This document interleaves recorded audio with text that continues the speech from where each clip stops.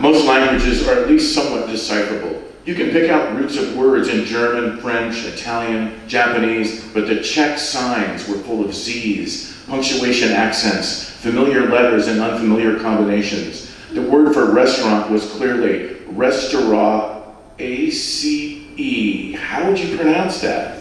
What was familiar was a strangeness. Another country, another assignment, notepad, microcassette, timeout guide in the bag. Every fiber of his being was on record. He was once again a walking microphone, attuned to faces, behavior, music, food, goods for sale. All of it was material. The morning was sunny, and he might have a new potential gig, which meant money.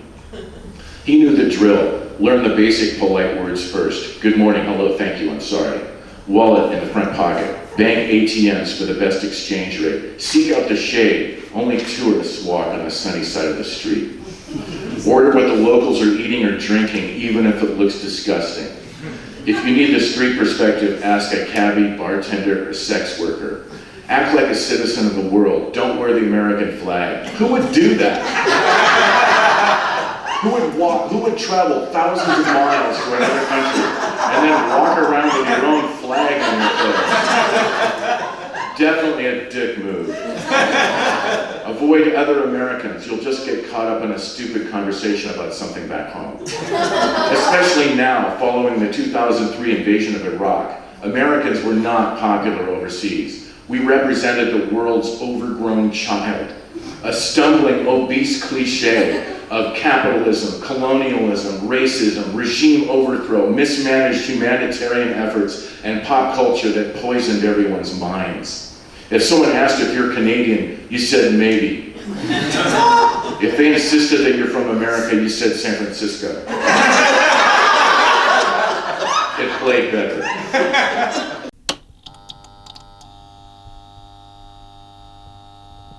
This is a poem. This is actually a short story that came about as we were traveling, I think from Accra to Cape Coast.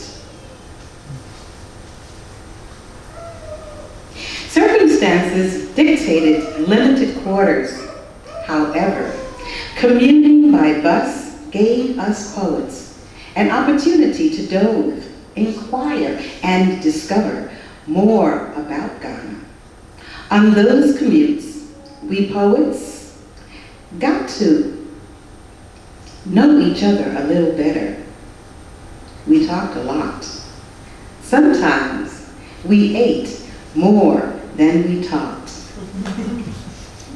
On longer bus rides, like traveling from Accra to Cape Coast, we got to catch up on some much appreciated rest because napping was part of the agenda as well. But in the end, we all developed a family-like closeness with one another. Essentially, observing and conversing with Ghanaians, enjoying the country's breathtaking sights, and taking notice of the changing architecture gave us an understanding of Ghana we'd never gained in the USA. The panoramic view from the bus showed the country's raw natural beauty. Traveling to and around Ghana was an invaluable education, one that will live forever in my memory. So at this time, I would like to bring up my husband, Bryant.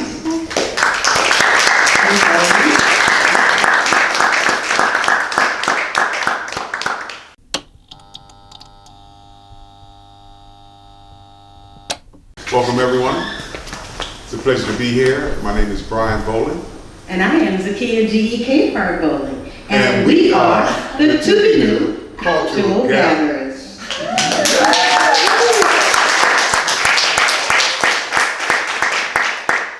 When I arrived here this afternoon, I wasn't really planning to play and accompany my wife, but they mentioned, hey, we got a keyboard in the back. So I said, wow, okay. So I went and checked out the keyboard. I kind of studied it for a moment. So I decided I would do a couple of numbers with my wife from some of the projects we've done in the past. The first song I would like to do is a song called Afro Blue, written by Mongo Santa Maria, recorded by John Coltrane. And it's sung by Oscar Brown Jr. And my poem is entitled The Drum Beat. This is a really long poem, so I'm only going to do part of it, a very short part of it.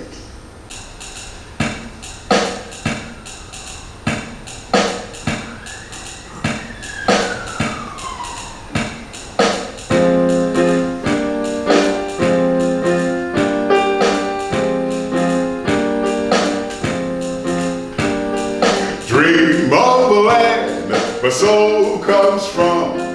I hear a hand stroke on a drum. Shades of delight, cocoa hue, rich as the night. Afro blue, Afro blue, Afro blue, Afro blue, Afro blue. Elegant boy, beautiful girl, dancing for joy in a delicate world. Shades of delight, cocoa hue, rich as the night. Afro blue, Afro blue, Afro blue, Afro blue, Afro blue. And two lovers are face to face with undulating grace. Laugh and play and slip away to some secluded place. Shades of delight, cocoa hue, rich as the night. Afro blue, Afro blue, Afro blue, Afro blue, Afro blue. Listen for the drum beats. Listen for the drum beats. Can you hear the drum? Can you hear the drum? I hear the drum beats. Drumming, drumming, drumming, drumming, drumming, drumming, drumming, drumming, drumming, drumming, drumming, drumming.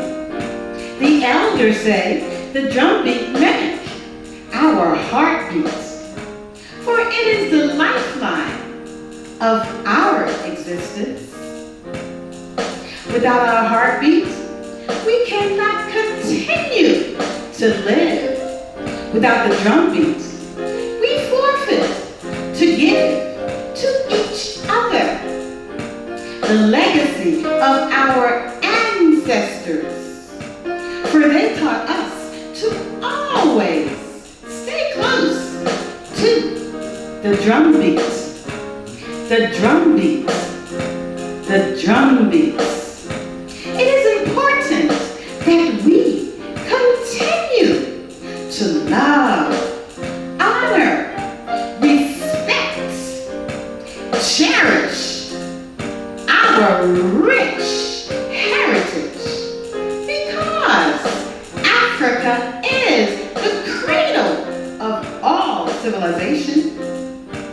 We come from a noble people who were kings and queens, mathematicians, navigators, scientists, engineers, architectures, agriculturists, artists, herbal healers, astrologers, astronomers, all swaying to the rhythmic pulse of our cultural identity.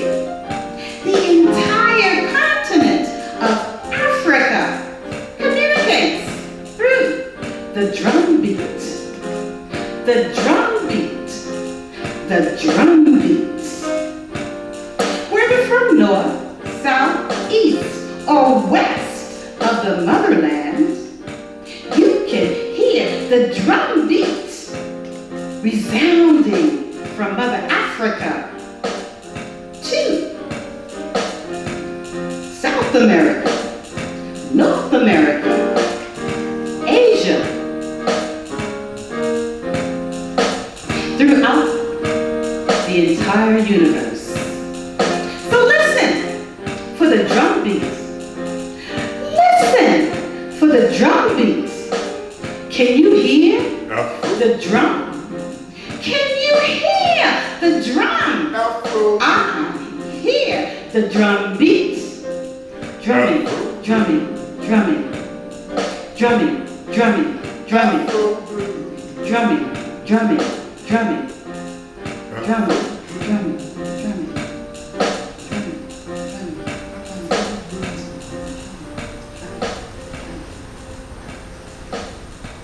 Yeah.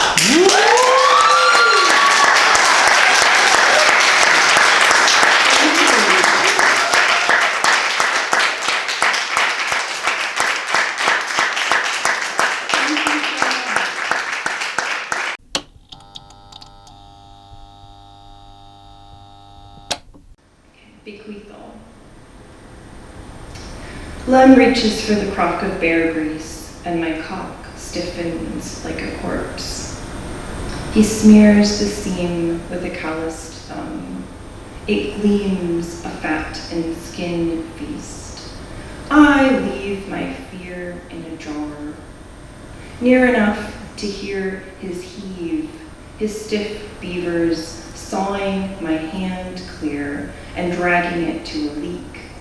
The least trickle will lead to a larger breach, rethreading lake to river.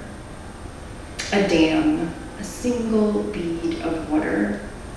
His treasure hair curls a beard around my lips. Lem, raring to cleave my breath into now and the hereafter. What the devil sows, we moreover reap. The old dread tears my eyelids off. I swear we signed a treaty where Lem is the beast handler and I'm leather. But those in league with the devil must break bread. I'll sooner choke to death on pleasure than let a man's cream sear me. Lem's not a man, though. He's annealed to metal that proves me mere flesh. Flesh meddler, flesh carver. Wean me from shame. My sweat's asleep. Defeat my weapon with wheels across my ass. Wheels and a wealth of fried beaver.